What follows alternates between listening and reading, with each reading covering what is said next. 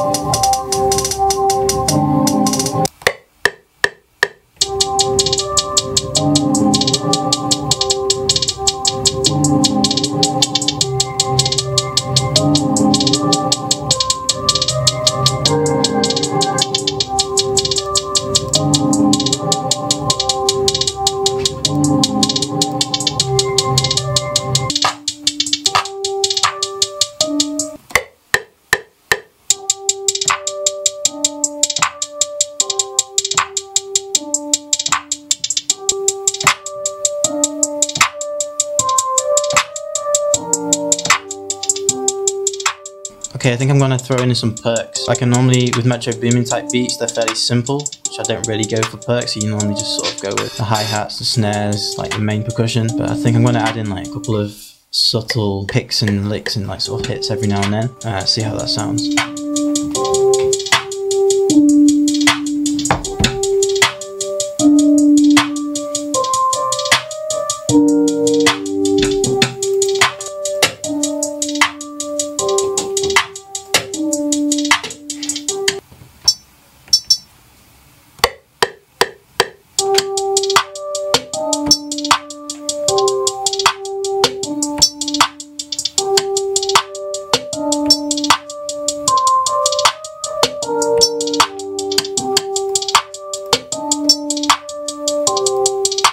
We are almost there, people. I'm just going to add in a nice little 808. Normally I go with like that shorter 808, but you know, metroboomin doesn't tend to use those kind of 808s, so I'm going to go back to the old school that I used to use, where I go with those like long tailed 808s. Give it like kind of like a deep undertone.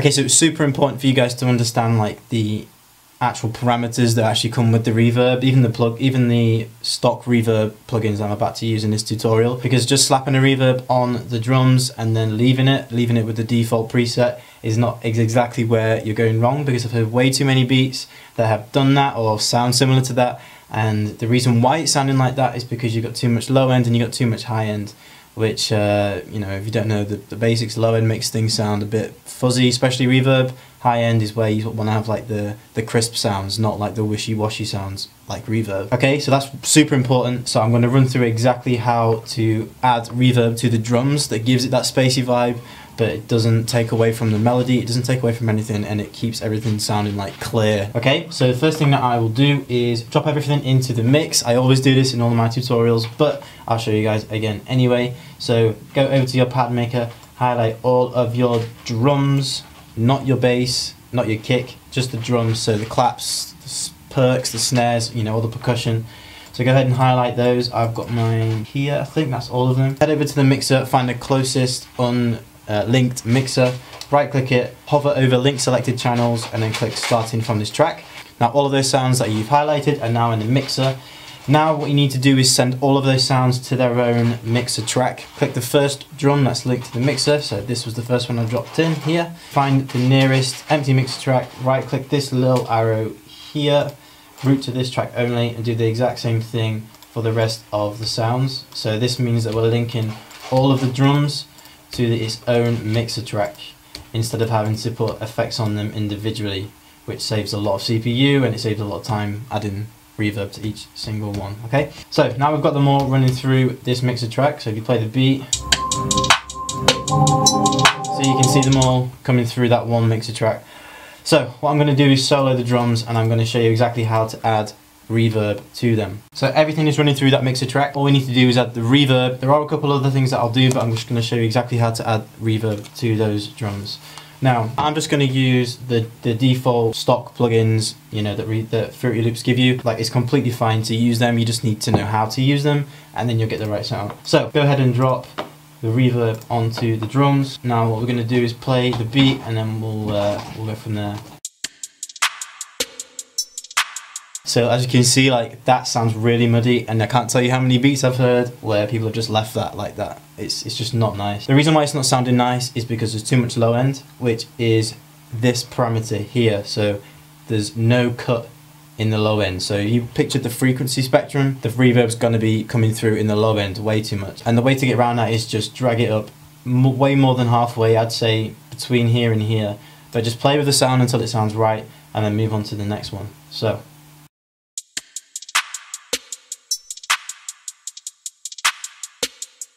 Okay, that sounds okay to me.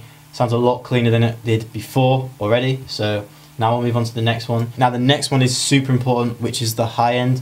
And again, this is really important that you cut a lot of the high end out when you reverb in the drums, because it gives a lot more space to the hi-hats and like the high end of the percussion, which gives it that sort of crispy sound and just makes it sound a lot more clear. All we're going to do is drag this high cut parameter down, and that will just sort of leave us with the middle frequencies that have been reverbed. Okay, so go ahead and drag that down.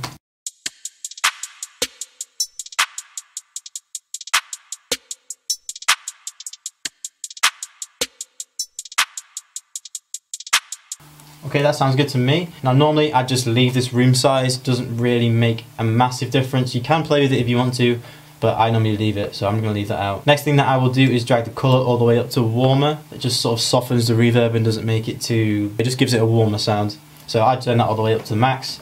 Next thing that I'll do is play with the high damping. Again, this sort of plays with the high frequencies, so I'm going to turn this down a little bit, and that just sort of takes away a little bit more of the high frequencies and sort of warms them up a little bit.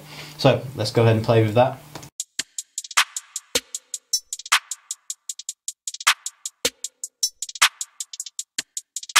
Sounds good to me. Next thing I'll do is the decay. Now obviously the decay is pretty self-explanatory, that's just how long the reverb lasts for. You don't really have to play with it too much. I tend to just drag up a little bit, maybe 2 seconds, 2.5 seconds.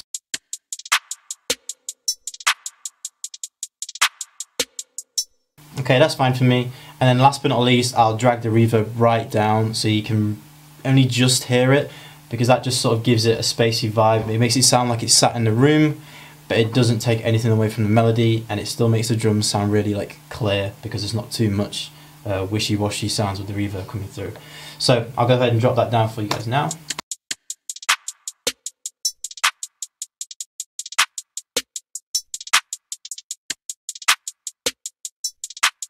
Okay, that's still coming through a little bit too much for me. Like I normally like my drums just to sound really clean and like really crisp. So what I'm going to do is just head over to the actual mixer and drag the actual mix knob down a little bit just so it really doesn't come through that much.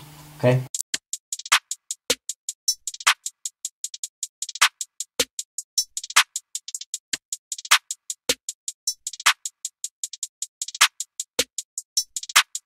Okay, that sounds good to me, and that's literally like all I'll do to it. Again, it's like only a subtle mixing trick, but if you sort of combine that with your compression, with your distortion, with everything that you need to do when you start to mix the beat, then it comes out a lot better. Okay, and I even use this trick on the whole master, so I'll finish the whole beat and then I'll just throw a really subtle reverb on there, because when it comes to mastering, you don't want to squash things too much, and this just allows the whole beat to sound more spaced out. Let me just run through a little quick before and after so you can hear it properly. So this is before with the effects off.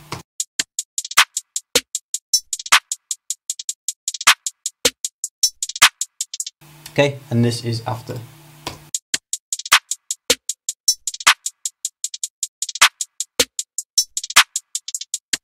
Okay, and it's as easy as that.